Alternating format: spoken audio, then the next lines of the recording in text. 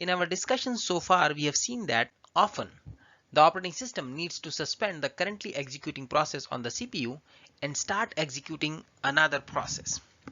This act of switching the CPU from executing one process to another process is known as a context switch. It is important for us to understand how the context switch works. Note that whenever the operating system is suspending the currently executing process, we cannot throw away the work that this process has done so far.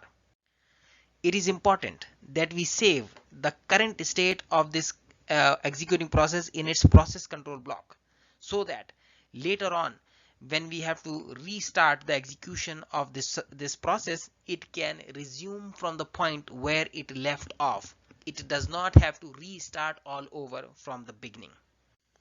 Likewise, it is important to realize that most of the times the new process that is going to execute next after the current process is suspended, that new process is also most of the time not going to start always from the beginning. It is possible that this new process was also preempted or suspended in the past, and therefore we will need to load the saved state of this next process from its process control block before it can begin execution on the CPU next. This picture over here illustrates this process of context switch with the help of a simple example. Let's assume we have two processes, process P0 and P1, that need to execute on a single CPU. Let's assume initially process P0 was executing on the CPU, right? So that is what is shown here. And for some reason, this process P0 needs to be suspended or preempted at this point.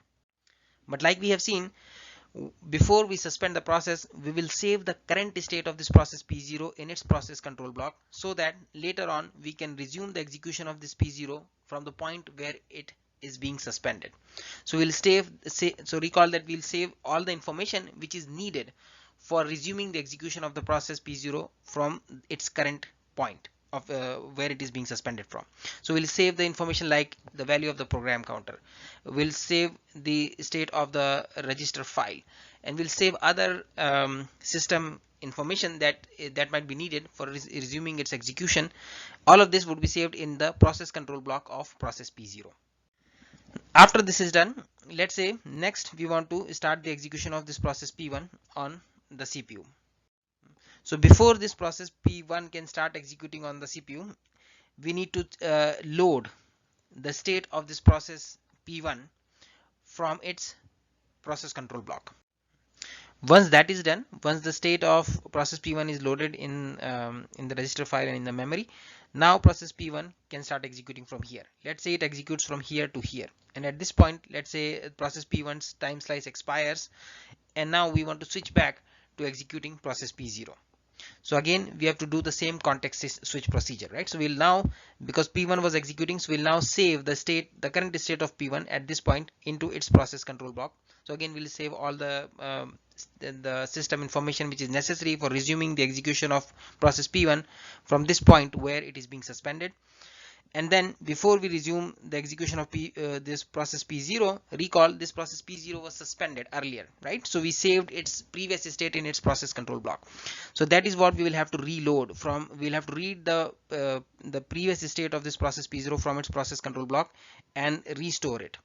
Okay, once that is done, process P0 can resume execution from here, and so forth. This process will continue.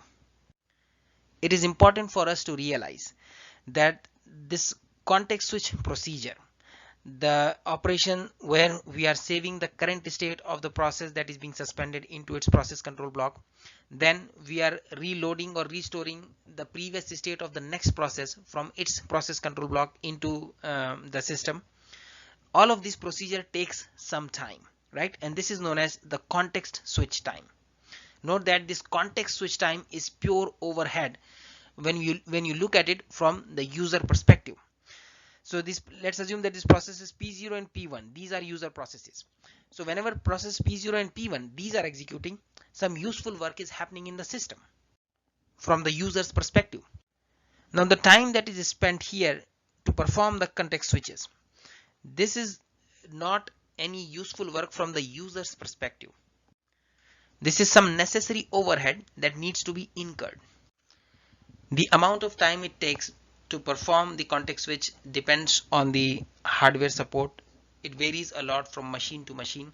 So it depends on things like, for example, what kind of memory you are using, what is the speed of your memory, how many registers need to be copied, whether there are any special purpose instructions supported by the architecture itself that can perform this context switch quickly. So depending on all of these factors, the actual context switch time varies, but it usually takes a few milliseconds.